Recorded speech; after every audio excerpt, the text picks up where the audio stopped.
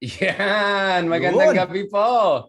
This is it. Meron tayong new special guest, So, very I hope na special. follow niyo episode 14 with our good friend, Professor Leloy Lisandro Claudio from University of California, Berkeley. Marami tayong pinag-usapan. Hacienda Luisita, Marcoses, paano yumaman, Mark, lahat yan. So today we have also a very, very special guest, a good friend of ours throughout the years, one of our leading civil society, activists in the country, an environmentalist, a great pride of Mindanao, and a great representative of Filipino women, in many ways, and of course, senatorial candidate. Our first Reyes, senatorial candidate 20. dito sa show, kaya excited din ako. Yeah, medyo na tayo. So we're gonna transition more into this, no?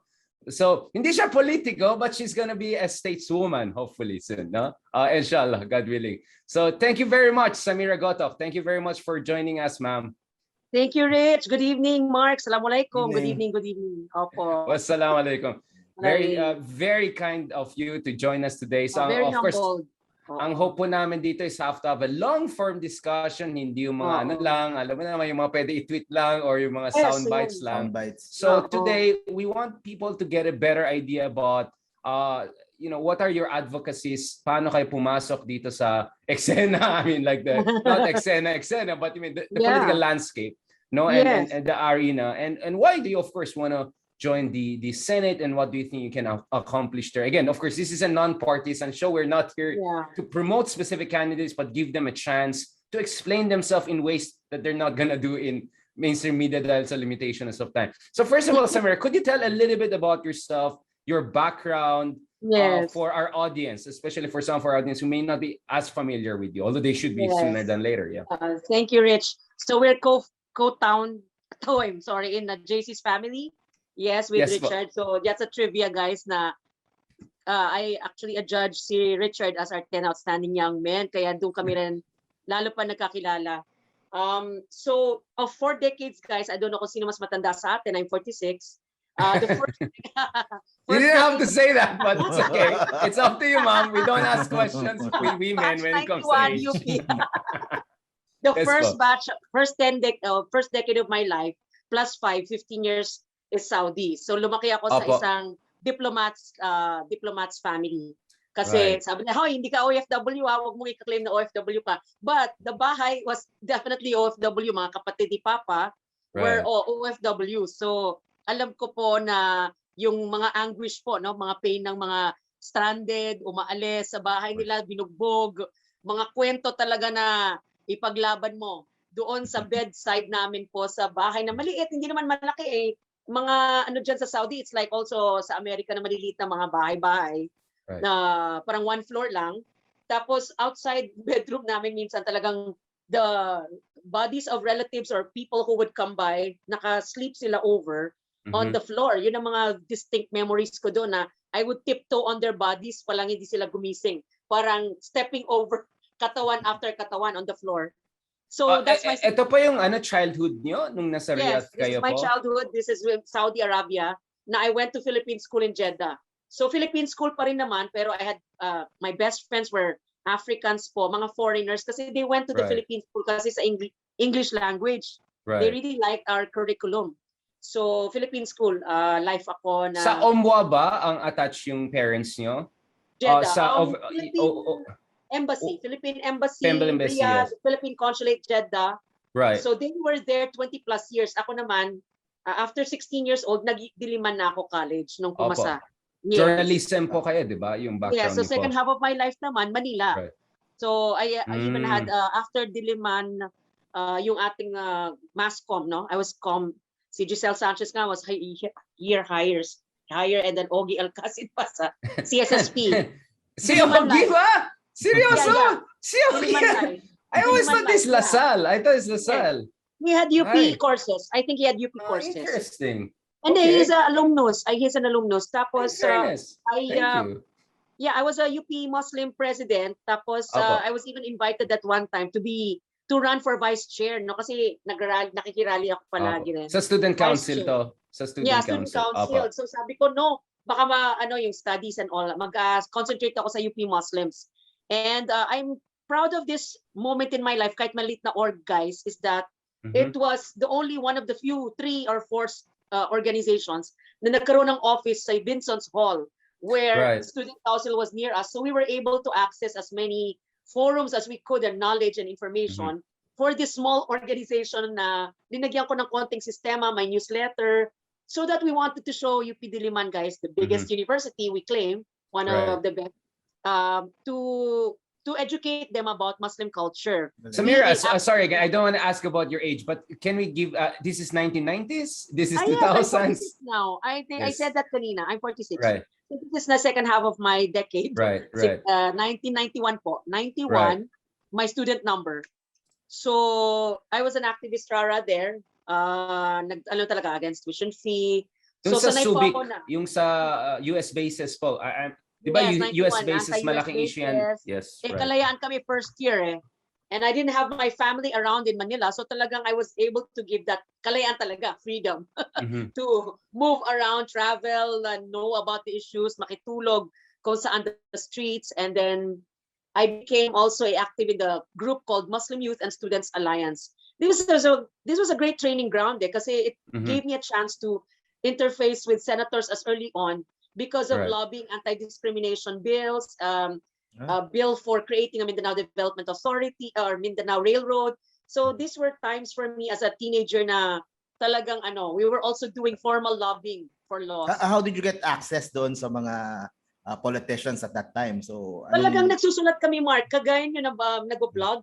We were doing writing naman because newslettering kami. Wala naman tayong YouTube noon or mga social media. So we were really like getting appointments as in to the level na we were like matured enough to talk to them na we would even I remember President Estrada wanted to attend as guest speaker our Muslim Youth Congress, which we dedicated talaga yearly to get political leaders to give a face to the Muslim issues, to give concern. Ganyan kaaga yung Ma'am Samira, this is also during the time, of course, you're going towards Ramos and Ramos trying to negotiate with the MNLF and Muslim autonomous Mindanao. Because, of course, before going to latest developments vis-a-vis, I want to understand as a Filipina Muslim, right? Ano yung memories niyo, ano yung understanding yung evolution ng peace process and negotiations with between the government and also the Moro National Liberation Front? I mean, what went right, what went wrong? Because it would be nice to also get your view, because in a way you're expert, you were also involved in this, and later on you'll also be involved in the Bangsamoro transition efforts. Yeah. So yung multiple identities ko, I'd like to acknowledge that, Richard, Mark, na ako yung isang babaeng Muslim, Maranao culture, and at the same time Filipina. So these 3 layers of identity is something that I deeply entrenched to heart, because the peace talks of 1990s were the consciousness na nagisingan ko, is that I support peace talks, but at the same time, the assertion ng community ko, Bangsamoro, to assert the right to self-determination, because napakatagal na po na nasira po ang homeland. 1968 Jabida Massacre, MNLF was born because of that, by the expose ni Aquino, Senator then. So that in itself, the Ramos administration gave us that chance to interface President Ramos and the Office of the Peace Talks. Na ito po yung kami, this is young people, very assertive. We'd like to tell the government that this peace talks is also for the future. Future us young people who want to make an identity for ourselves. So yun po yung aking napasukan po. We were actually even invited to input sa mga documents and even National Human Rights Summit, bringing talaga the bandila ng mga youth and particularly the Bangsamoro. What opened your eyes? What opened your eyes dun sa mga problems ng mga kababayan natin sa Mindanao? I mean, what was the first moment na nalaman mo about dun sa situation doon? And di ba, pauwi mo lang? I say Quiapo because doon po ako from UP, so lalabas ako every Friday, prayer time yan yung church day namin. Talagang everyone will be converging Friday mosque sa Quiapo Golden Mosque, and lalabas kami, may mga mobilizations na rallies on human rights violations, meron pong discrimination incident. I remember during the Abu Sayyaf time, that was 1990s then, marami pong ilan sa amin ang diskrimina, nakabelo kami, hindi kami Right. makapasok sa kung saan-saan. So we were fighting for equality and this non-discrimination. So yun po, it was personal to me then kasi nga ako din. I mean, minsan hindi ako makasakay sa mga dapat sasakyan na taxi or what. Right. Because Discrimination. kinatatakutan ako. Right. Oo. Ma'am Samira, sorry. I mean, I really want to go deeper into this because I mean, we have discussed a lot about the conflict in Mindanao, among other things. But one of the realities is that we tend to hear this from Moro brothers a lot, right? I mean, Filipino Muslim brothers, and of course, I would want to hear also the perspective of a Filipina Muslim woman, right? Because women tend to also have quite a different, more nuanced take on history. Na minsan, medyo iba dun sa narinig natin in conventional history. Kaya nga history, di ba? I mean, what is the her story of Mindanao from what you understand? And in Mindanao, especially Muslim Mindanao's place in the Philippine nation. Kasi Project Pilipinas to, di ba? We are a diverse nation. But at the same time, our nation building project is still incomplete, no? Meron parang gaps dyan eh. So from your perspective, what are these gaps and ano yung kasaysayan ng Mindanao or Muslim Mindanao, and what are the ways to move forward on these issues, and in what ways did we get it right and wrong? Sorry, this is long form, so I want to make the most out of this and really get yung talagang deep historical understanding of this issue para lang maintindihan ng tao saan galing po yung mga grievances ng ating mga Muslim brothers and sisters, where is some of this anger coming from, or some of the hope that things could move in the right direction? They felt lost. They felt lost, itong Bangsamoro people, right. the community, that after 1970s na magkaroon ng hollow burning, this is landmark yung 1968 and hollow burning martial law, because pumutok yung Moro National Liberation Front. And the jumping point for martial law, a lot of it was Mindanao pala. Di ba may libro si General Abat ba yun na The Day We Almost Lost Mindanao?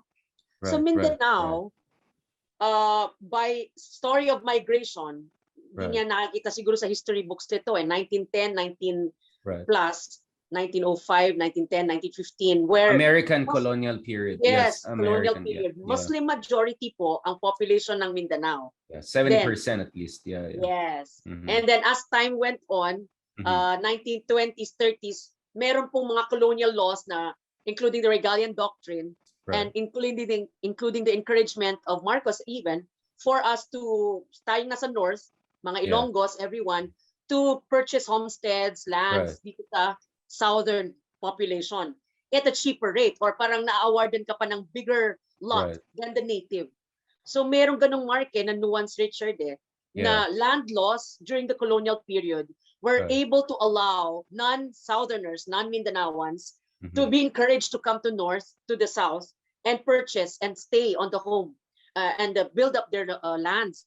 So the tensions in the 1970s were between the northern, who became settlers, they called settlers, and the natives, Muslims, and in between the indigenous peoples na hindi pa politically masyadong organized. Can you imagine the three demographics, demographics. Yes. And my consciousness of a peace builder is that, yes, I'm jealously Moro. I am jealously Muslim, aware of my territorial defense. But at the same time, itong tatlong grupo, indigenous people, non-Christianized, non-Islamized, minority at that, needed protection because they didn't have the majority population. They were smaller, they were less feudal, they were less organized in dynasties or so with political alliances. And then conscious that the Christian settlers are also co-Mindanaoans already, co-Filipinos already in the island of Mindanao. So what we did, kaming mga youth leaders then, was not really just the activism at that na rallying, protesting for peace talks to be always happening, but to actually influence the creation of a document module in the national youth level, National Youth Commission, na ituturo po sa national, ituturo sa Mindanao ang tri-people history, ang historia ng Muslim, Kristiyano at Lumad. So mosaic, this is a mosaic supposed to be. It's supposed to be an inclusive nation building project. Coco Pimentel period, National Youth Commission days, 1990s. So towards year 2000, marami po akong kabatch po na MILF that were part of that crafting. When they were in the jungles, they were coming towards joining us in peace dialogues. Can you imagine? Nakakakilabot po ito, Richard, Mark, that I'm trying to remember their faces because some of the leaders have died, even as young as we are, 40s. One of them has died because of his dedication to this public work, activism, at least for the MILF. So my consciousness, for my identity came from that. Now, yes, I'm jealously aware of my elders tell me, protect your lands, fight for your lands. Pero nasa Pilipinas din tayo, archipelago, na binabantayan ng Organization of Islamic Conference and the world yung peace talks na to. At kailangan magkaintindihan bakit tayo na ganito. Baka merong mga influensya which nangyari nga in the past, di ba? And we need to heal from it as well. Samira, so my political, political, my social, my cultural, my overcoming. my understanding is that in the 50s and 60s, there was a chance for us to really move forward towards an inclusive nation building project. If I'm not mistaken, but yung Sultanate of Sulu, parang yung claim sa Sabah ay pinas down sa national government natin in Manila, among other things. So there was a chance in 1560s that all of us will move forward towards a common vision. No? Kasi colonial past natin, iba eh. Di ba? Most of the Philippines was conquered by the Spanish, but not Muslim majority parts of Mindanao. That kind of changed with the Americans. But in the 50s and 60s, ayan na, we are on our own. We can move hand in hand together towards a future. But something happened, right? Yung Jabida massacre and then the martial the martial law period. Can you give us a slight idea about it? Because I come from the north. I'll just be very honest about it. I come from Baguio. My mom is Ilocana. And, you know, I can say factually speaking, the Marcos years were not too bad for the north. Right? Yeah. Because Ilocano si Marcos, di ba? Nasa taas tayo. Kaya gumanda ang Baguio in many ways. Ang ganda ng Baguio ng 70s, 80s. There's a lot of nostalgia.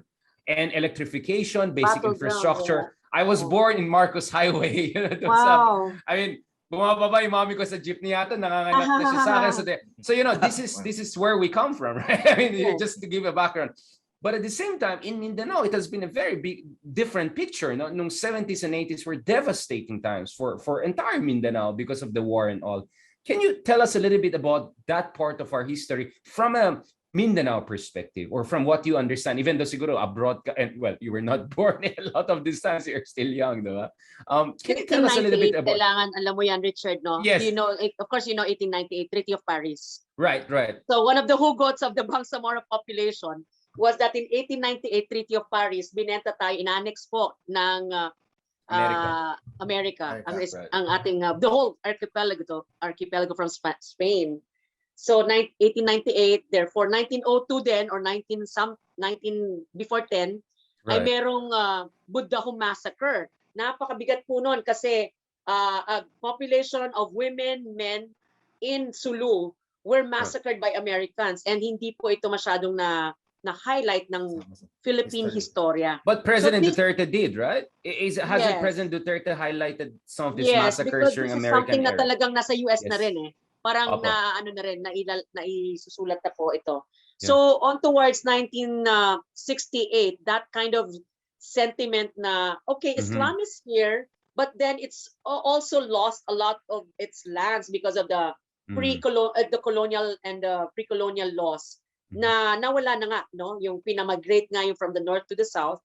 And then 1968, Jabida massacre happened when in Corregidor, soldiers by the dozens, part of them in the whole 100 grouping or so, part of them were from Sulu and the islands. At their Oplan Merdeka so-called plan was to invade Sabah, which hindi gusto ng itong mga Sulu na very close sila sa Sabah.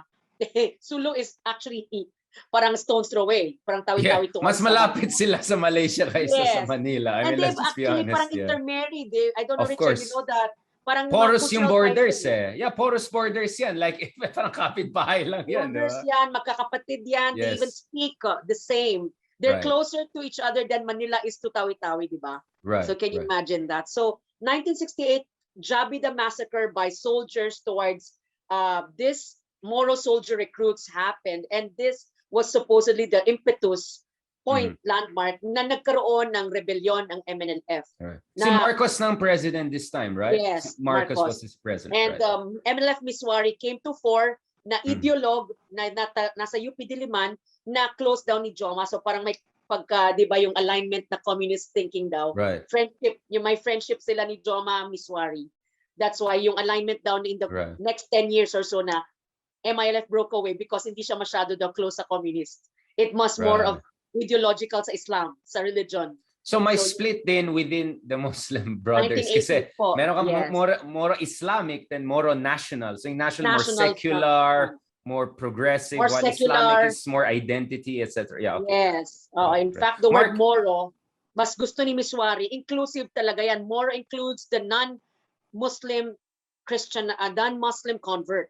So, but the Lumads right now in Mindanao, sa Moro homeland, hindi po. They want to assert they're not the part fully, they're not part of this Moro identity because they also have their own identity. So yun po, 1968 galvanized the Moro rebellion and yun, yung bloody war, bloody conflicts. You have the massacres, the Manili massacre, Palimbang massacre. These were part of a storytelling series rin with the Human Rights Claims Commission or Board, wherein they made the witnesses tell their stories. I was very privileged po to hear these narratives because hindi po ito naisusulat sa mga DepEd DepEd or shed material. That mosque incident where people were gathered out tapos doon rin sila rinatrat ng mga lalaki. Niratrat sila yung mga lalaki yun. So, a mosque massacre. So these were just some of the horror stories of martial law. Sa Marawi, many talagang horror stories, bodies piled upon each other, and then PS, Radyo ng Bayan burned, hindi na kagraduate, napakaraming estudyante. So, Mindanao State University at a standstill. Main campus kasi ng Mindanao State is in Marawi. Yes. So, yeah, it was a horror time for Mindanao. Mark, do you have some questions about that period? Because we have been talking a lot about the Marcos era from a very Luzon-centric point of view, no? Ikaw, Mark, meron ka bang question from the Mindanao perspective? Kasi mahalaga din yung para kay Pangulong Duterte because Duterte was also close with Joma Sison and Nur Miswari back in the days, right? Nung estudyante siya. So President Duterte is very much entrenched in this history. Ikaw, Mark, do you have some questions about that part in our history? Do you want to ask Samira? Do you feel bad that today there's still parang big lack pa rin ng information about sa mga nangyari doon? Hindi pa rin ba na-acknowledge? Like in our history books or in sa schools, is it being teach doon sa Mindanao sa mga students? Thank you, Mark. Kaya po meron kaming Kusog Mindanao. This is conference ongoing po about it is a Mindanao-wide leaders conference. Yun po yung usual sentiment. Yung the Imperial Manila daw doesn't know much, no? Kaya po siguro hindi daw appreciated din yung federalism na na idea where each region, each island would have its own cascading of its own way of resource allocation, etc. So, iba ng topic yun. Pero yun nga, yung storytelling, archives, histories, narratives, guys, are not really so well entrenched no, sa ating consciousness. No? Bakit, Samira? Why do you think? Kasi, of course, one concern is na whitewashing martial law dun sa basic education curriculum natin. I mean, to be honest, until nag-UP ako, I didn't know much about that time. And coming from Baguio, you wouldn't expect me getting much information about the dark side of the Marcos years. But why do you think also the story of our Muslim brothers and sisters is not as well represented doon sa ating at least basic curriculum? We weren't writing, Richard. We weren't writing, we weren't expressing, we weren't publishing. So in this research, in this research namin on media, colonial period, we didn't have publications. Post-colonial period, we didn't have publications. To this day, we don't have like a systemic. Buti pa in Chinese newspapers, they'd have, di ba po? Right. The Moros didn't really have that kind of recording and record keeping, sharing of stories, narratives, and they didn't even want, pag may papublish sa, like cultural storytelling, talagang karumal-dumal na kailangan consultancy from Moros or else magagalit sila sa sensitivity. So may mga ganun ba? Oo. Yeah. So you think on your part, you should have also done more, di ba? I mean, in terms of engaging the mainstream, telling your story, sharing your story, dialogue, writing. That compels us, Richard, to really like participate sa ganitong platforms like your blog or your podcast. Kasi nga po, this is to raise the awareness to DepEd and Shed and all our bloggers, influencers in the Philippines and abroad na kailangan po talaga coming together as a Filipino identity needs to know the differences and the historical differences and different paths past that we Is that have. pain still felt pa rin by yung mga people who lives in Mindanao? Yung the horrors of the 70s, 80s, late 60s. Do you still encounter people na nagkukwento about that time, or matanda na sila ngayon? So is that pain still being felt at the present time, do you think? I-measure ko siya, Mark, na yung Bangsamoro Organic Law, which is the testament to the revolution, got an overwhelming almost 100% vote of yes. So it means aware yung tao sa nangyaring na resistance at saka yung HRVs. So that's why we need the Bangsamoro government para po itong corrective to redress nga historical injustices. Pero yung mga kabataan, syempre iba na yung mga realidad, they won't really know kasi nga walang mga libro on the atrocities of the past. There's no keeping of photos. Tapos kami pa sa Marawi Siege, di ba? Nasunog yung aming mga bahay, mga kagamitan sa bahay, albums. And hopefully the elders and a lot of the MNLF rebels have died na. So there's no systems by which to record their memories. Right. So yun yung isang Samira, I mean, of course you were a student nung time na Ramos administration was trying to negotiate yung autonomous regional in Muslim Mindanao with the MNLF, but for some reason that didn't work, right? And now that's why we're moving towards a different experiment, much more inclusive, much more expansive, much more empowered. What do you think went wrong dun sa first project ng Autonomous Region of Muslim Mindanao, ARMM? What was lacking there na feeling mo pwedeng ayusin ngayon? What lessons should we have learned from the earlier attempts at peace negotiations? Because in fairness to the Ramos administration, they move in the right direction, right? Pero parang kulang pa rin, no? One element that's unique about this MILF talks versus the MNLF is the security component. May pagka-sophisticated, Richard, yung security track nitong current talks, and therefore in this Bangsamoro government, pinrograma po yung MILF rebels to be kind of normalized or transitioned towards being reintegration.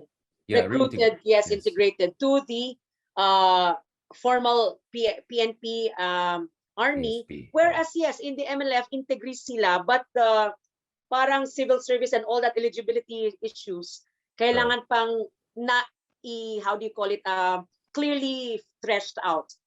And because the MILF had a longer time, they really had like hundreds of agreements signed, if not hundreds po, no, with the MILF and government on the anti-terrorism operations. Because of that length, I think, of time of trying to work together with government, parang merong trust building that was longer for this MILF than the MNLF, na ang bilis nag-give up because they felt na hindi talaga nag-respond.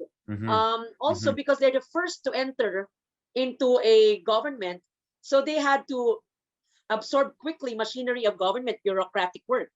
So parang baka they didn't get that absorptive capacity. Now what do you do with billions of pesos when you were rebels? So were the professionals already ready at that time? Yung transition, no, kasi iba yung guerrilla warfare ka, baka magaling ka magbaril-barilan dyan sa bundok, pero iba yung usapin governor ka na or congressman ka na, right? So the transition, that was a big, and you think now, again, of course, all of our discussion is relevant to President Duterte and President Aquino. First, President Aquino, under his time, we moved forward with the Framework Peace Agreement, but under President Duterte, in fairness, tinuloy niya, no, yung efforts ni President Aquino on this front, and you were involved also in the Bangsamoro Transition Council, right? So how did you get involved in that, and what is your experience so far, and ano yung mga challenges and opportunities ahead? So the third decade of my life was coming to Marawi kasi hindi ako nga makasingit sa broadcasting career ko sa Manila because of yun nga yung experiences ko on discrimination. I went to Marawi na lang. Sabi ko, sige nga, dito na lang ako mag-College of Law ako sa Mindanao State because I grew up abroad eh. So, naging correspondent ako for Inquirer. Then I went into Muslim-Christian interfaith, yung sabi ko sa inyo na tri-people dialogues. And along that way, was being tapped, no, to monitor the peace process, being part of the monitoring of the ceasefire incidents, mga ganun po. I even shared the anti-crime watch here in Marawi. So in that Bangsamoro Organic Law, Aquino administration, they were actively really convening, no, civil society to input crafting into the laws. I remember one time na I was asked to submit the names of very talented Muslim professionals, Bangsamoro, to work for the Philippine government under Aquino, which, yeah, for me, that was kind of unique kasi in every president naman I've worked with, no, in as a NGO worker or what, parang it's not as really like actively asked of me. So during Duterte, President Duterte, I was appointed anew to draft on Bangsamoro organic law. And the difference was that 3 months into this work law of drafting the organic law, nangyari po yung Mauti siege or Mauti versus government. They don't want to call it siege yung iba because sabi nila this was an exchange of fire and therefore not actively done by one group alone. No, so this was like an exchange. So the Marawi incident happened, the siege happened, popularly known the Marawi siege na May 2017. Tapos nag-resign ako later kay President Duterte because yun nga, I felt na ako, appointee niya, guys, Mark, appointee ako ni Duterte President, hindi man lang ako aabisuhan. Samira, out of 24 appointees, sasabi, anong opinion mo sa Marawi? Guguluhin na ba natin o hindi? Hindi man lang ako inabisuhan na, what can you input there? Nagkagulo na yung lupain.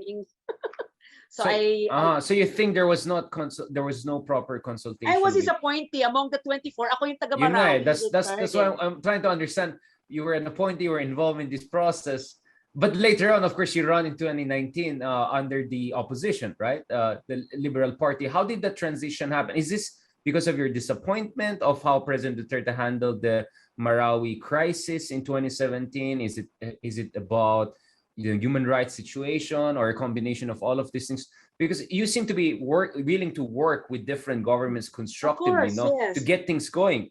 But for you to join the opposition under someone like President Duterte, how did that transition happen? Martial law, as you see in the 1960s, 70s, going towards being a 90s activist, martial law talaga is on top of my mind. Talagang ang sakit na nangyari sa atin, 1970s. Okay? And even if minsan si Senator Bong Marcos nakakausap po on the BOL or the Bangsamoro issues of that time when he was senator, alam ko na wala pa ako masyadong narinig sa kanila na talagang what did you do to redress or even put up a law to protect the victims of martial law wherever it is, and particularly which I know, the Bangsamoro people. Marami na pong nawala, namatay without any redress of any kind. Because they didn't have a documentation again, Mark, yun ang problema sa amin. Nasunog ang bahay, hindi nagre-report, nag-affidavit.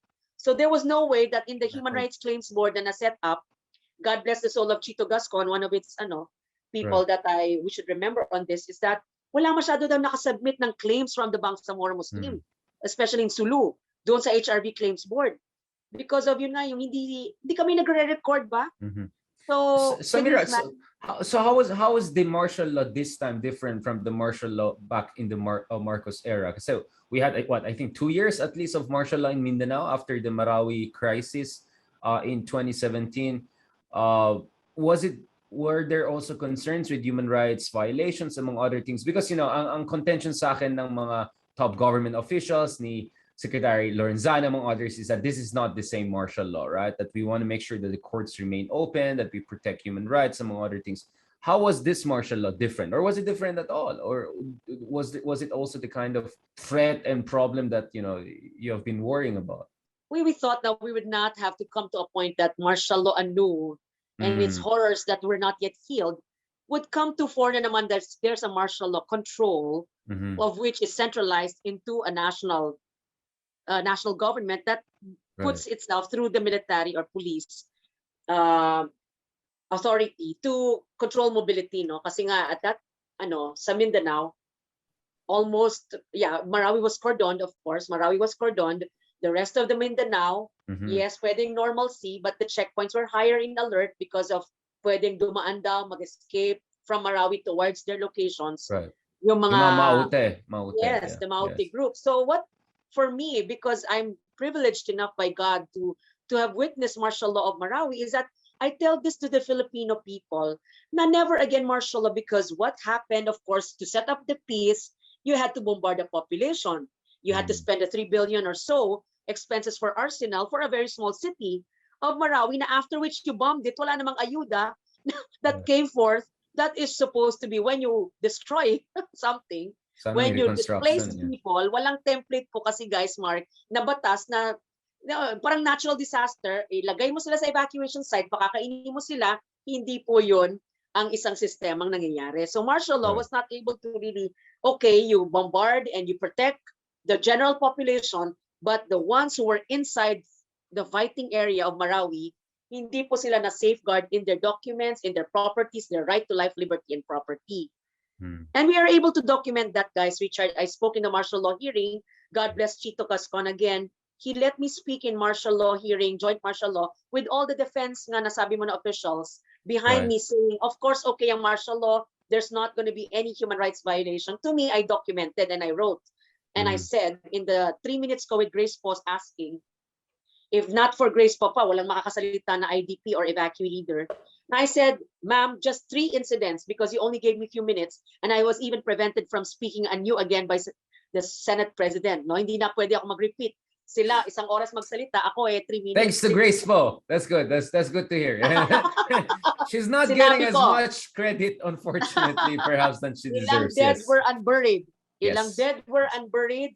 Ilang inakos sa checkpoint with an investigation of her without any legal counsel, and several incidents of HRV torture victim at that, of a 20-plus-year-old na he was not hindi siya fully with mental capacity, and siya po alone. So may mental disability. Being asked to admit na he's a multi-group and torture thereafter, and we kind of helped him be protected by us from the authorities.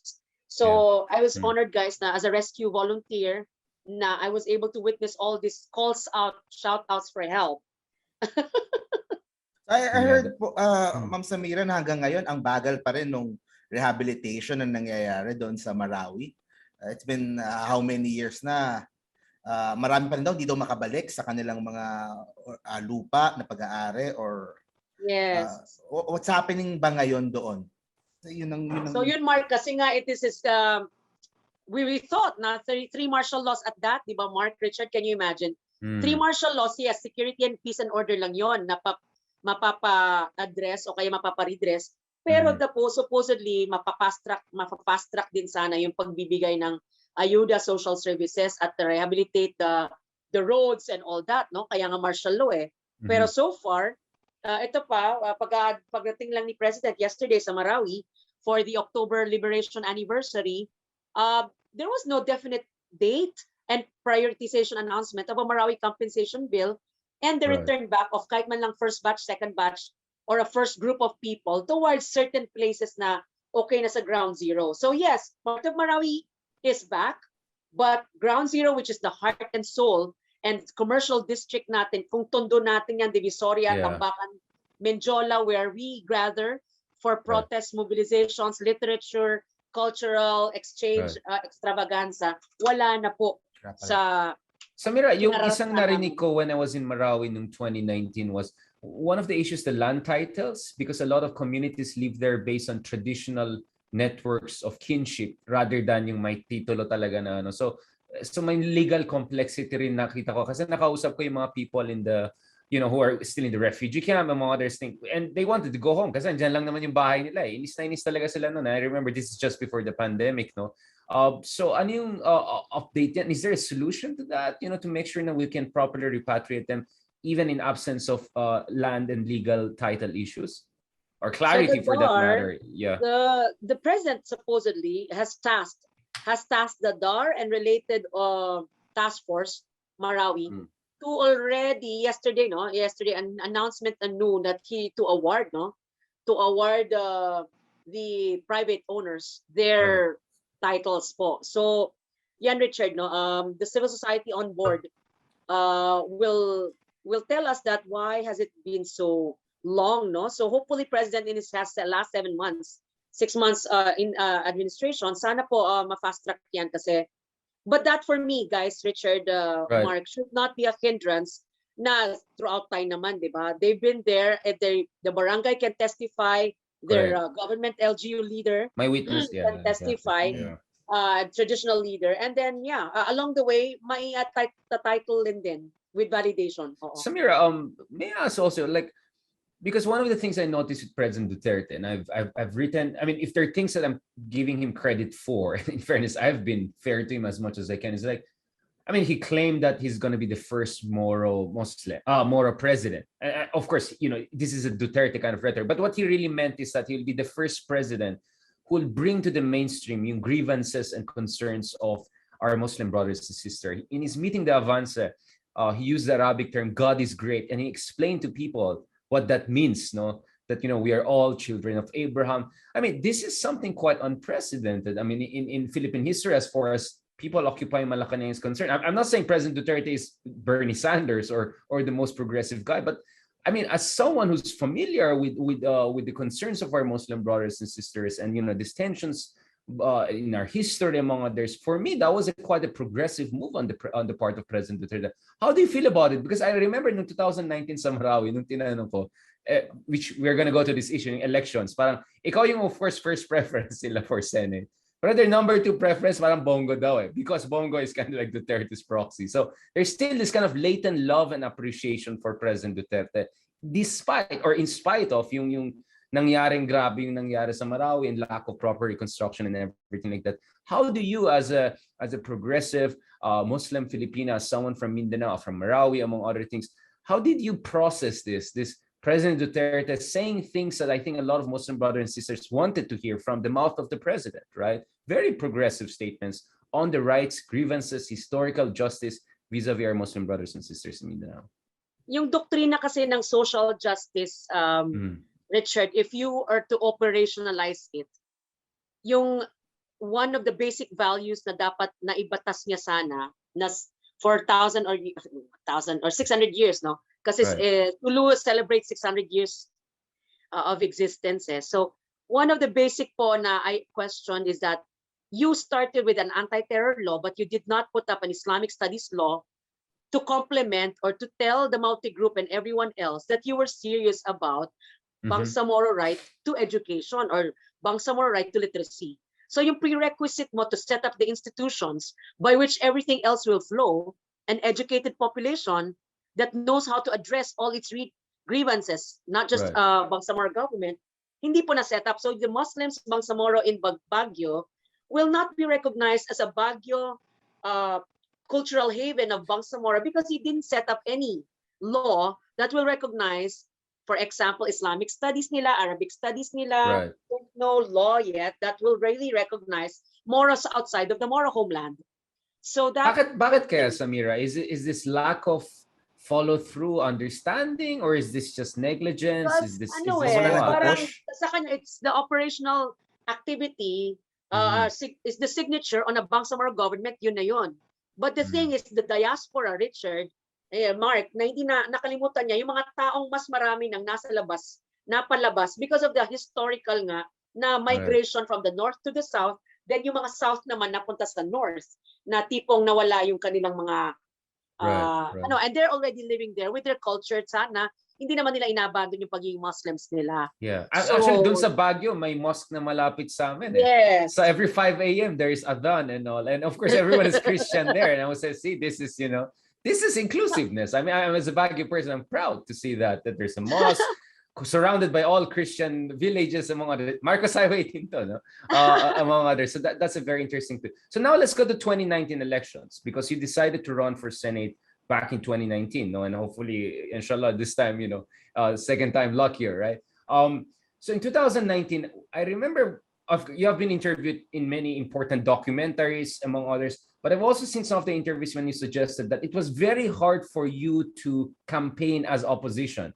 Because many people make fun of Ocho Derecho, but one thing I always said is that the 2019 elections was a little bit too hard, extra hard for opposition than previous midterm elections. I don't think the opposition faced the same situation in 2013 or 2007, among other things. Can you say any experience mo as an opposition candidate, Ocho Derecho, campaigning in 2019 in the time of Duterte?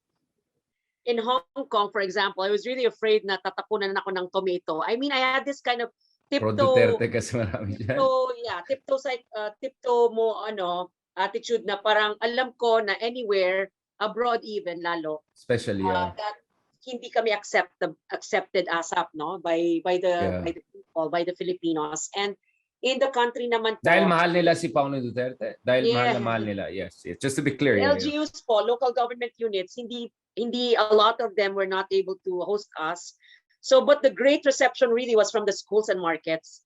So, of course, yeah. Yeah, and it was a great, for me, very well organized na Senator Kiko and the whole Slate Machinery organization. So yung acceptance na resistance really was from the local governments kasi nga very closely, still very loyal, of course, with the not yet. Or hindi kaya takot sila na baka ma-drug list sila. I mean, I remember very well, I think our presidential spokesman was talking about drug list, politicians on narco list. Don't you think there was a climate of fear affecting some of these LGUs na baka naman pag hinost namin tong opposition, mamaya nandun ka na sa listahan, di ba? I mean, I'm just being brutally honest, right?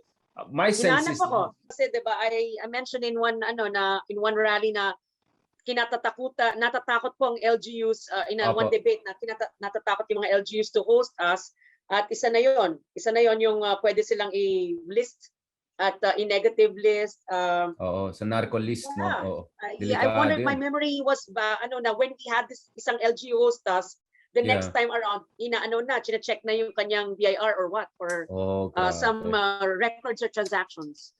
Ikaw, Mark, you want to ask something about 2019? Kamusta ang Ocho Derecho experience? Grabe, no?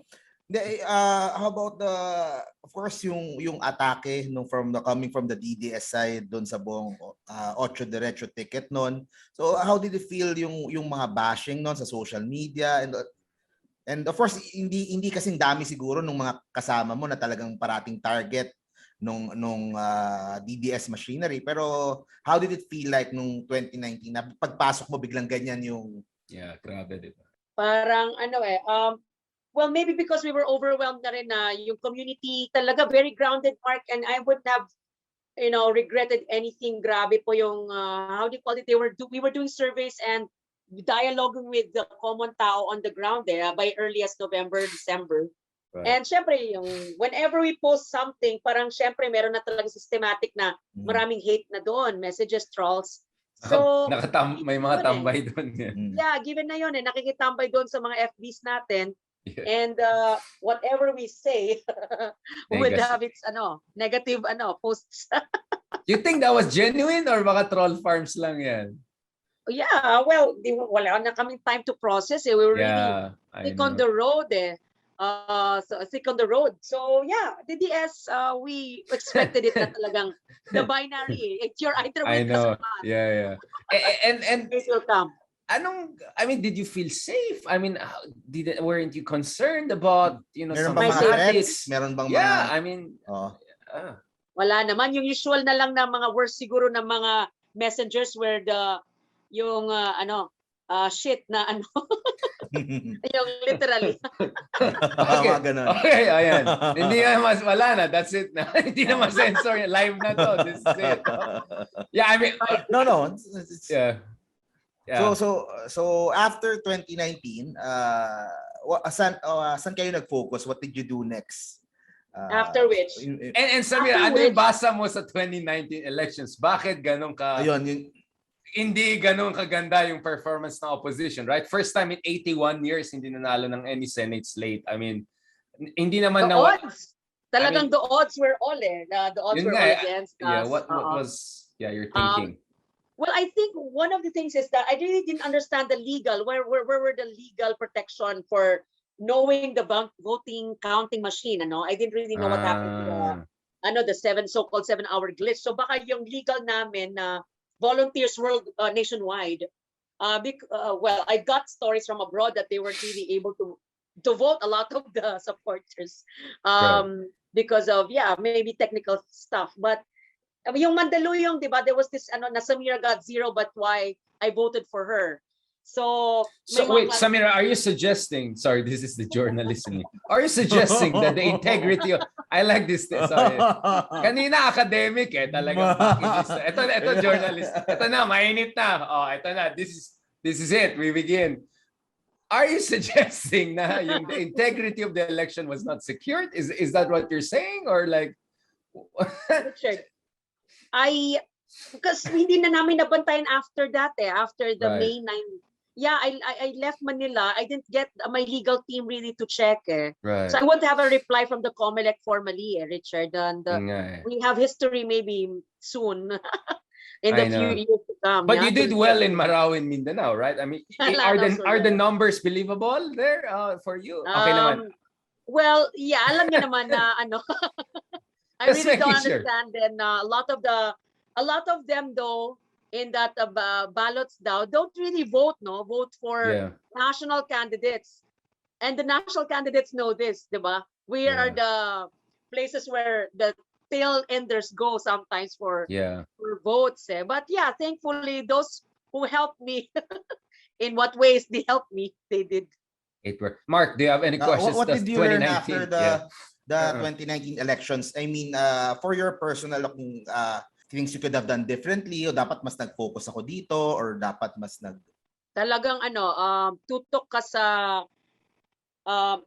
well, a lot of our volunteers that weren't able to get into the as watchers, election watchers during the May 9. So wala po kaming ganung watcher system na ako as a candidate, hindi ko na-organize yung watchers ko nationwide, which Mark kailangan natin gawin. I mean kailangan namin aware kami na watchers are necessary. The admin candidates were like Cebu, always going to Cebu, even as early as November kami. We only had 2 trips, 3 trips or 5 trips to Cebu. So kasama sa machinery dapat yan, yung networks of volunteers. Dapat ready po yung election watch. So-called that ready na po yung logistics mo when you enter into an election, so that you're ready to fly in and out already of the vote-rich areas and also get through radio and social media. Doon kami talaga syempre nahihirap din kasi talagang organized, systematic din yung yung so-called the other side. Right. Further autopsy on this kasi I mean this is what they do in US. Pag natalong Republicans, they do an autopsy. Democrats, they do an autopsy. Did you guys dun sa opposition, did you come together and say what went wrong? What went right, anong dapat ayusin, how to oppose someone as popular as President Duterte? I mean, you can say everything about him, but one thing we cannot deny is that he's popular. Now we can debate, is it 50, 60, 80, 90? We can, but he's a popular guy. I mean, so napag-usapan niyo ba with other candidates, like, how can you be an effective functional opposition against a very popular authoritarian populist like President Duterte? I just want to get also your analysis at saka, yung internal discussions you may have that you're comfortable with sharing. So there were assessments, and the LP really and the volunteers did an amazing community mob talagang to the max na people were asking for our posters, designs and stuff.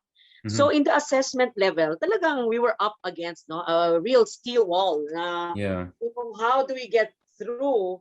Despite na may community organizing ka, you've reached the church, you've reached the schools, the public spaces, public platforms, and people were really like gravitating towards yung mga ATI supporters na publishing their own materials, yung parang talagang groundswell.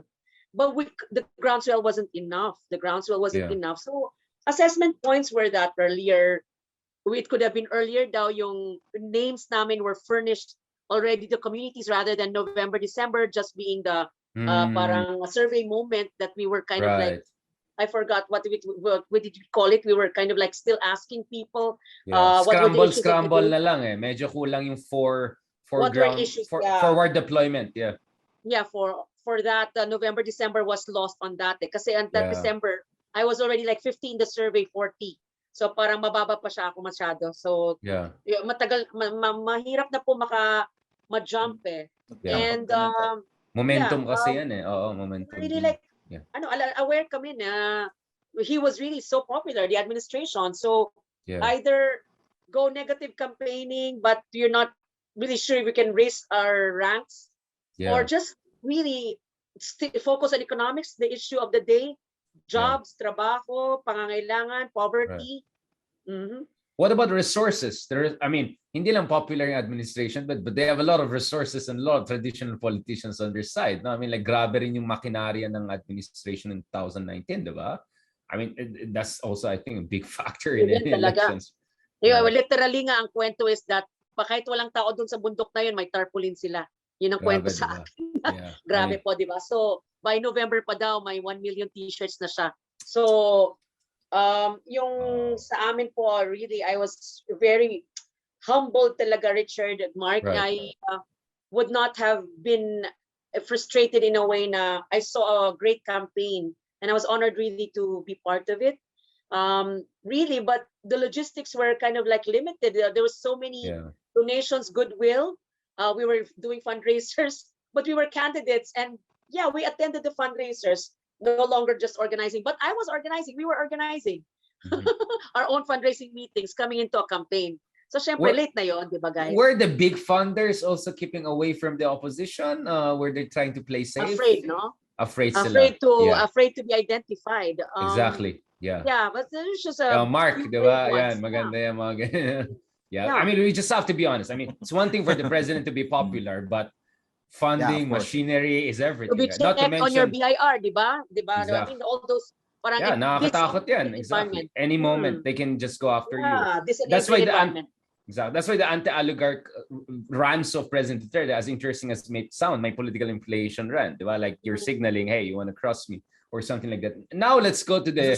So yun siguro yung yung gusto ko din parang tanong na kasi with the situation ngayon, like a president na may ganyang popularity and all the resources and all that, kung ganun ba talaga kahirap running from the opposition side, or is it better to run from the middle? Kaya ang maraming nakalusot din nung elections ng 2019 are yung mga independent candidates or yung mga candidates na hindi masyadong Grace po, Nancy Binay. Yeah, di ba? Na hindi sila masyadong ganun ka they're in the middle eh. Hindi sila opposition, hindi sila administration. So is that one of the reasons then na in this upcoming elections you chose to be with someone not identified so much with the opposition, or did that play a part in your decision making? And how did they get to know Isko? So maybe we can just make it even more basics. No? Medyo nag-jump.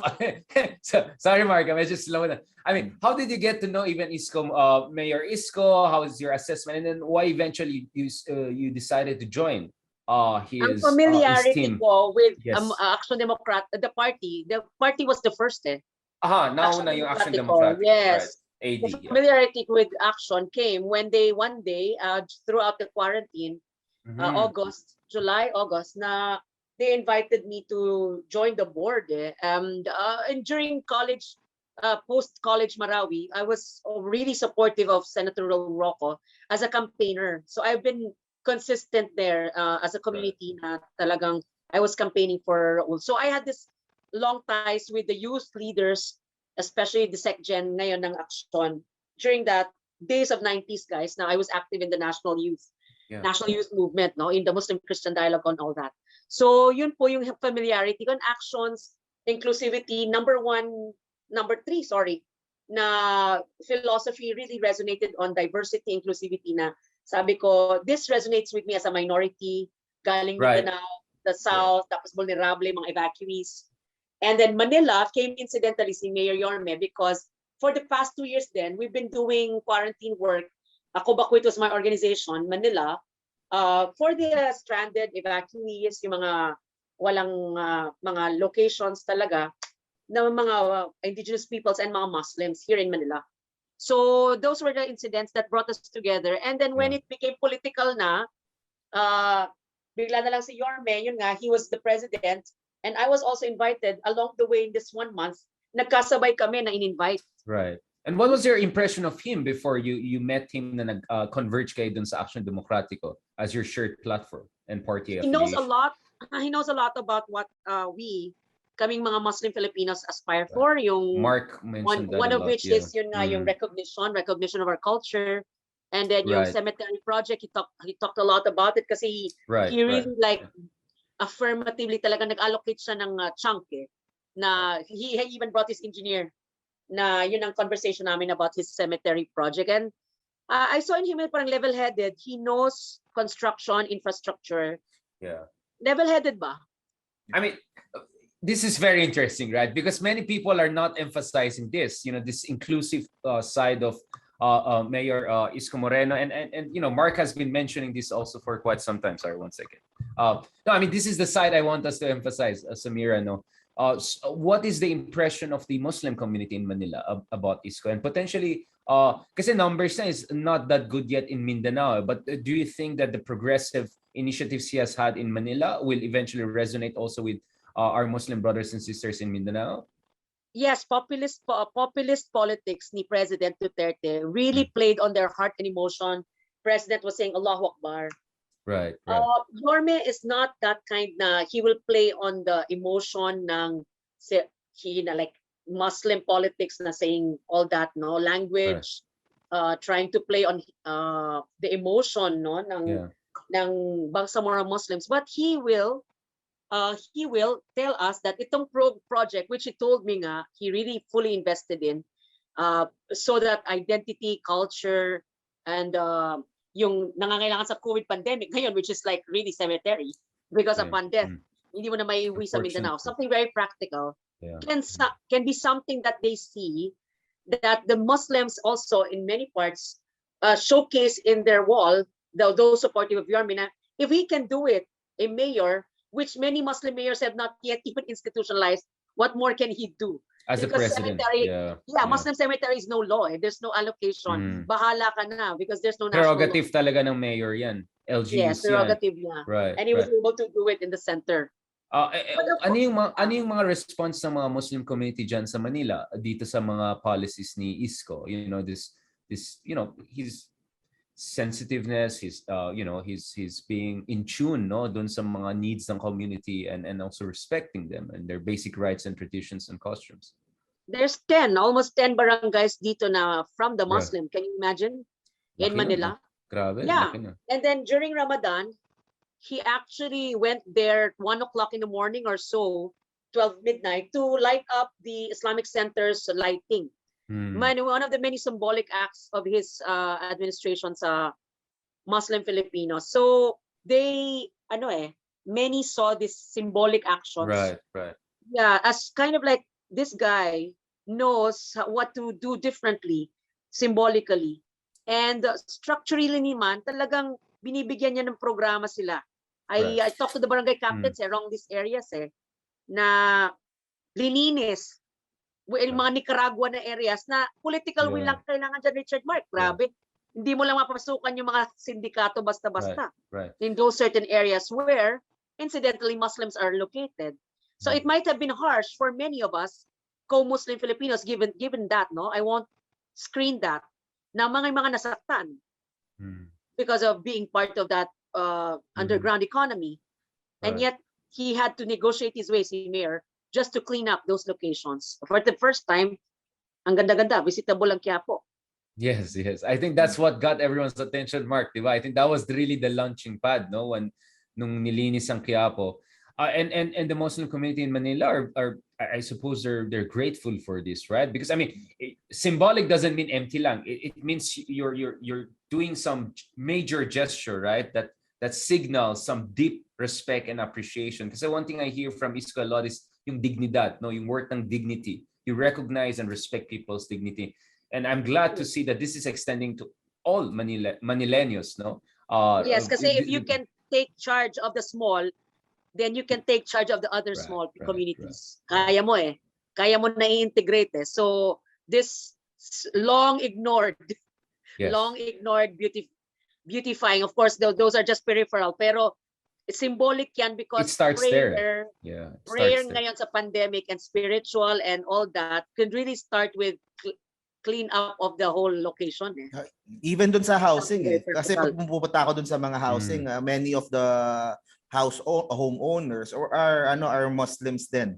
I talk to them, saan galing, Mindanao, Basilan, and all that. So the people from Mindanao, they can see that yung mga other kababayans natin from Mindanao na nasa Maynila are being taken care of. So yun naman ang isa ding maganda din na nakita ko. Maganda talaga yung medyo street smart talaga yung mayor mo, no, Mark, and I mean, like, that's the thing, he knows how to get things done on the ground, literally. Go through the literally. Talaga, exactly.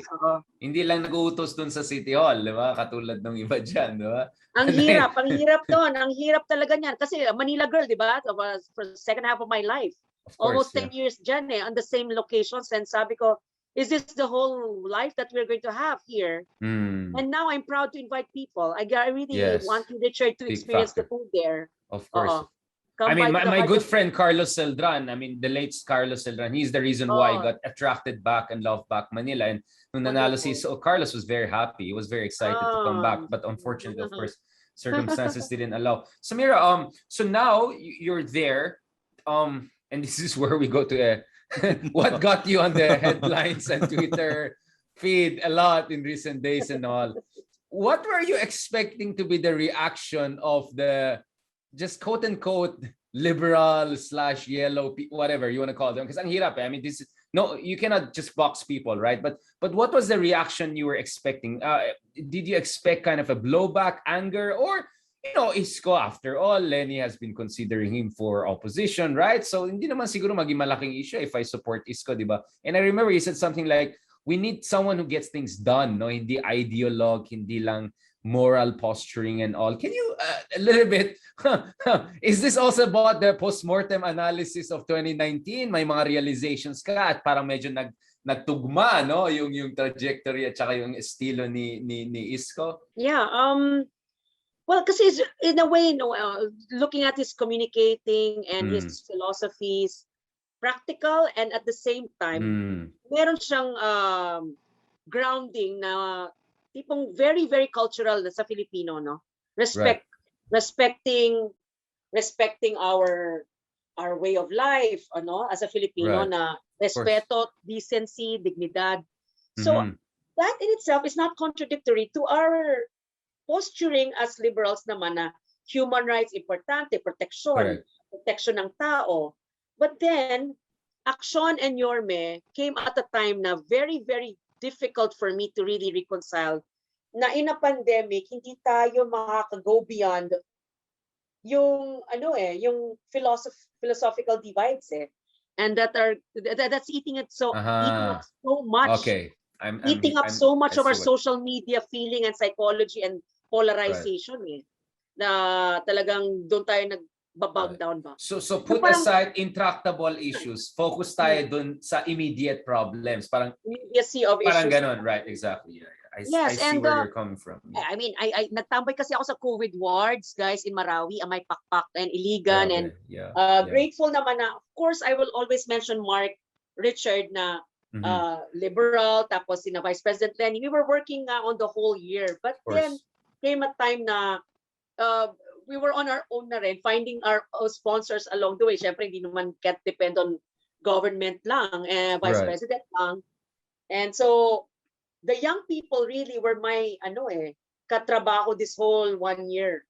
And then, they said, join politics. And then, what kind of politics? So, will you support me? And in this kind of politics, we need, they know me already as who I am. And I was thinking, if they know me, my liberal community, my other communities who knew me then, why would they not accept me now? Diba? Nagpaalam ka ba, Samira? I mean, like, did you send the feelers? Okay. Nagpaalam ako. I called Senator Kiko. I called SecGen Kix Belmonte that, I'm invited, Execom. Yes. Tapos as early as actually February, alam na ni Senator Kiko na, sir, ano bang plano natin sa, at least sa akin ba? I mean, should I run or not? Something like that. So, yes. So yeah, they were organizing, but they were still fine. We were not sure what's going on in the environment. Yeah.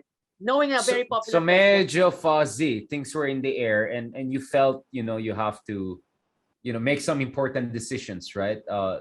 What slate? I wasn't in Manila. Wala ako sa Unity Talks. I wasn't really like part of any discussions on how to move forward with logistics. Even Richard, I mean, logistics don't fall on your lap. Right? Of course. That was the big issue in 2019, di ba? Tapos ito na naman nasa airtime. You have to be ready early on. But what was your expectations dun sa Unity Talks? When Lenny said she's open to support a Pacquiao-Isko team up if necessary, the One Sambayan initiative. Anong take mo dito? Kasi obviously, I think na-recognize ng lahat yun ang problema in the past. Disunited opposition, lack of logistics, whatever. What was your expectation? Were you cautiously hopeful na baka magkaroon talaga ng unified opposition ticket for these elections? I was deeply, honestly, sincerely hoping that there will be a united opposition, because in the past 2019 there was no way to fight an administration. Yeah. And right now, if it's the same formula, mahirap pa rin tayo, Mark, no? With a very strong administration, with the machinery of government at their disposal. And popular candidates. They're popular candidates too. There's multiple parties right now. Ito nadatnan ko na sa Manila. Yeah. Ito na nadatnan ko. And then, Samira, when Lenny decided to run, and she announced her presidential campaign, what was your sense? Did you feel that this is going to create some trouble, some problems, some fights, or something like that? I mean, because that will transition to what will happen the next day, right? And that's where things really get started going, right? I don't feeling mo when Lenny decided to run, to say that we need a kind of a real opposition. I honestly thought that Yorme and Lenny, VP, and Mayor Yorme had smooth dialogues, yes. Oo, so I thought all along na maganda, baka may usapan pa. Right. But it's here, and sometimes I'm caught in between. It's a bit awkward. I don't I don't know what went on in the I wasn't privy. Kasi the whole time before October, before yung filing, September and August, merong ganun na din eh. I was hearing a lot of things na din, of course, being part din doon, being a volunteer din doon, na mukhang doon dapat papunta eh. Na magsasama dapat, na may ganitong dami ng senador, may ganito yung VP, si certain ganito yung VP from that party, and so meron na talagang parang nabubuo dapat na ganun eh. And I think yung pag-announce nung Thursday. Kasi a few days before, nag-file pa siya sa we were talking about this, 'di ba? Sa Magaraw eh. So meron pang baka mag-governor siya or the towns from Camarines Sur were really hoping that she would run for governor kasi kakalaban doon sa mga Villafuerte. So merong ganong, so up until that time people were still 50-50 kung tatakbo ba si Lenny or hindi. Tapos yun nga, and sila mismo nagsasend ng mixed signals, right? So I mean, Mark, thanks for saying that too, because I think the side of the Isko supporters and all is not being heard a lot. It's mostly about Marcos versus the rest, or Lenny. But thank you for pointing that out. And ikaw, Samira, I mean, what do you have to say also about what Mark is saying? Because Mark is saying na mukhang may expectation talaga si Isko na, kasi yun nga eh, I think Isko really got annoyed or triggered nung nakita niya nag-hashtag Isko step down. Yun ba yun? Parang withdraw something Isko, like that. Withdraw Isko. Oh, withdraw Isko or something like that. But I think it's more than that eh. That's just one. Kasi before that, parang a week, 2 weeks, 3 weeks before that, may mga iba't ibang lumalabas na eh. May mga yung 1 billion na offer, 1 billion na request, merong. So parang ang dami masyadong coincidences na nangyayari around that time. What do you mean? Coincidence? Can you spell coincidence it out? na tira sa kanya. Parang Kay Isko. Kay Isko. So, right. So you were saying the ground was being massaged to attack Isko. Yun yung sorry, I just wanted to spell it out because, you know, I mean, I know we're polite and nice unlike some other side. But I think we have to get I understand. This So out, I'm saying this then kasi I understand din na si Ma'am Samira is yun nga, like she said, she's not privy doon sa mga conversations, of course, sa mga negotiations that's happening sa ganon. Pero ayun, yun yung narinig ko. So punta tayo siguro doon sa kasi Samira, nag-trending yung mukha mo na medyo hirap na hirap ka pag nung nagsi-speech na si Yorme the next day. And I'll be honest, I was a bit surprised also. Medyo magaspang eh. I mean, you know, I'll just say it honestly, right? For me, I didn't expect that coming from Isko. And I could see that my anger, my frustration wow, what's going on here, diba? Now I understand a little bit, of course. But ikaw, at that moment, real time, like, what's going on? And then yung nagte-trending na yung mukha mo doon na nagwawala si Isko na sa kaganyan kayo. What do you have to share with our friends? Because our audience is mixed, but mostly it's Lenny Isko supporters, right? So let's just be honest about this, Yeah, kasi ang interactions namin were very civil and very philosophical in a way. Yung kanyang approach in the sectoral dialogues and meetings na naatinan ko. And MWF, yung mga oath takings ng mga officials who are taking their oath. no, Monday, Wednesday, Friday, doon sa same location for Action Democratico. So there was a lot of positive goodwill that was happening. But then I think along the way that week rin was already the results, no? Anytime soon there would be a declaration by VP, no? Yeah. And so there was that moment na 3 questions or 3 sa open forum na dinidiin siya on Marcos if what was his real position. So parang I think there was that irritation, no? That what was inconvenient for me kasi was we were asked to stand behind him, not knowing that ito po yung kanyang irritation na lalabas. Ano? And I mean, what is your understanding? Is Isko feeling hurt na parang medyo bias yung ibang reporters sa kanya, that they're trying to portray him as an apologist or something like that? Or again, we're just saying it based on our understanding. Pero ikaw, based on your understanding, Samira, I mean, why do you think, and yun nga, it didn't stop there dun sa Batangas ulit, di ba? I mean, to a point now we're hearing some of our friends, right, suggesting that, oh, I've heard this from Duterte in 2016. I'm hearing something similar. I'm just gonna say who this is, right? I mean, friends in Rappler, right? I've been saying something like that. And hindi ko pa binasa yung article. Like, I saw pa lang sa title, parang, okay, I see where this is going. Ikaw kasi, I know you're also in a very difficult position. I mean, I completely understand where you're coming from, but why would you think that? Kasi yung grabe yung rhetoric Like, I mean, may mga parang yellow tard-ish, tapos meron yung elitista. Like, these are not the things I was hearing from Isko for a long time, And this is what I expect from the camp of DDS, Duterte. Not even from Marcos' camp, I'll be honest. I don't get that from the Marcos camp a lot. But, so like, that's why I think parang, I mean, I really hope there will be some communication smoothing over as far as Isko is concerned. Kasi sayang, because there's so much progressiveness to a lot of his initiatives, socialized housing, or what he's doing with the Muslim community and all. Nasasayang ako. But I understand this was also very difficult for you, and you were really on the front line. How are you processing this? Parang hindi pa, may gigil pa nanggigigil na si Orme, di ba? Lalo sa Batangas din, grabe yung rhetoric. I was like, what's going on here? Like, grabe tong galit niya. Yeah, kasi Richard nga, the narratives na he was boxed in, for that, at least boxed that in.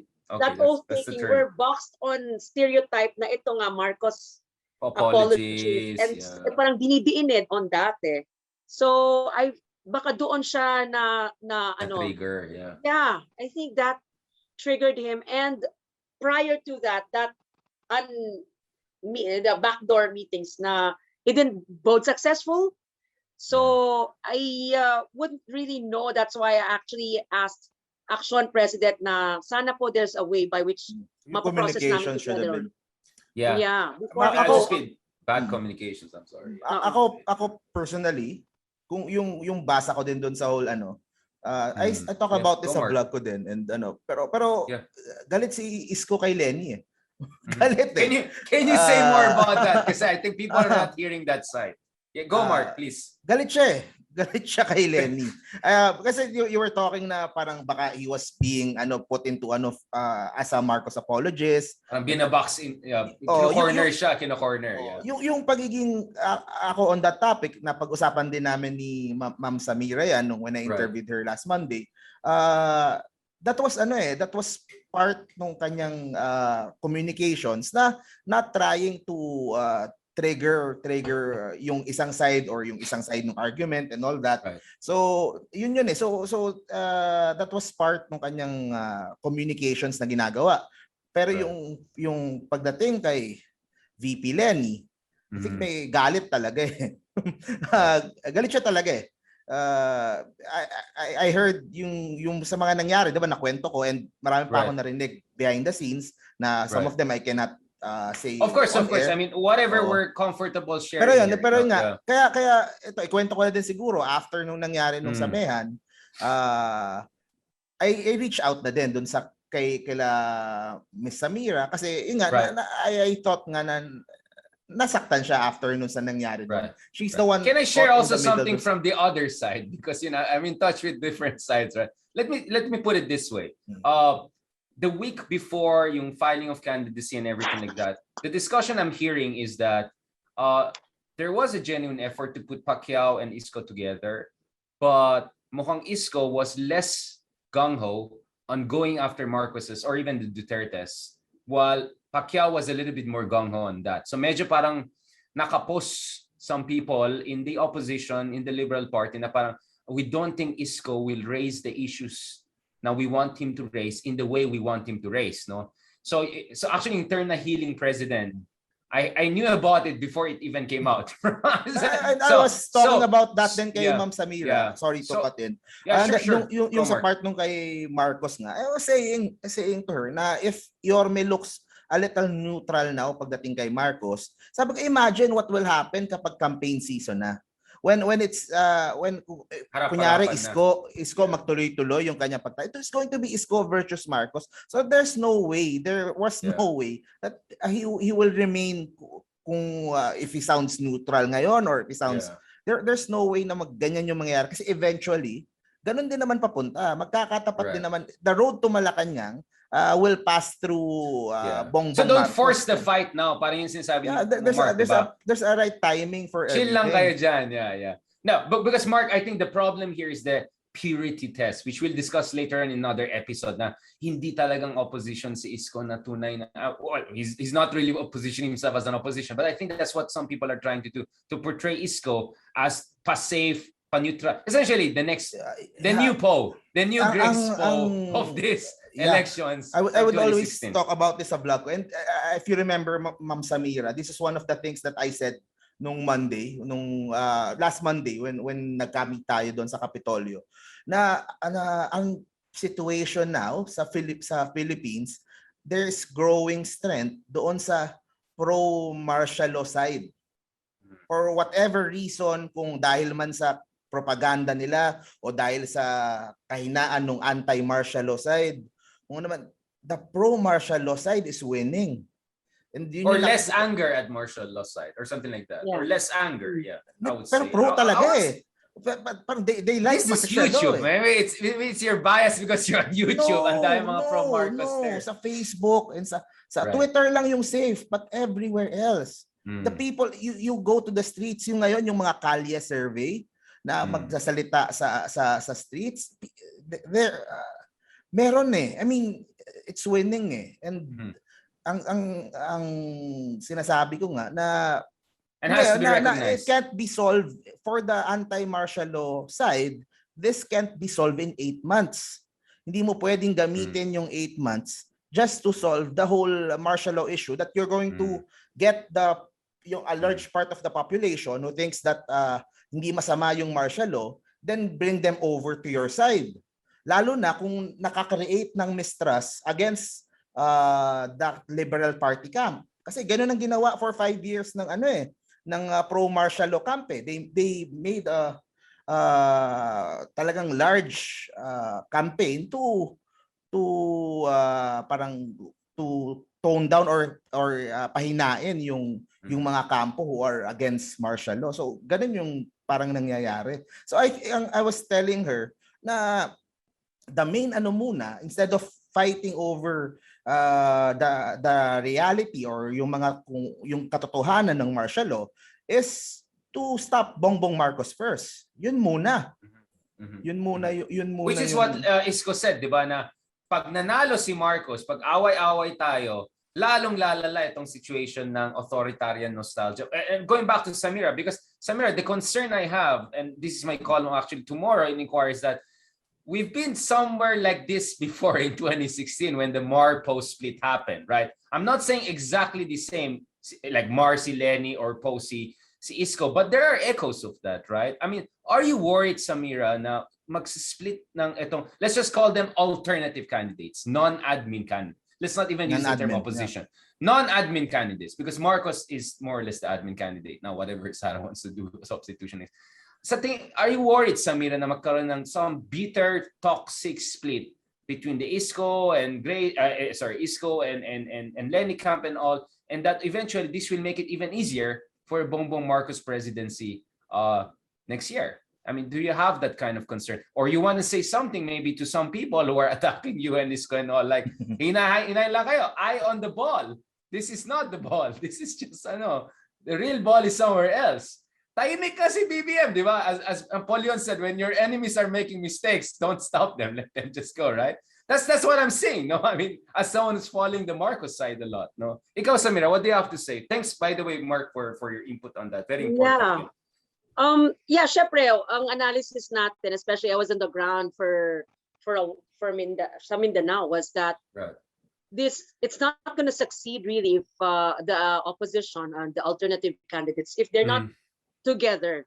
Right. But on the ground, it was less political kasi, guys, hindi siya masyadong, it's either administration ka or not So, I mean, personality based or a platform, like it'll be very, very personality based. And when it came nga na Isko was already positioning nga as presidential, bigla na lang dumami yung materials along the way sa highway, at least from our end, no, sa Marawi, going to Lanao So ang bilis po ng pag-capture ng community that he actually was offering, no, an alternative positioning. So going to national on how another polarizing environment can happen, itong multiple parties can work to an advantage na pwedeng more choices.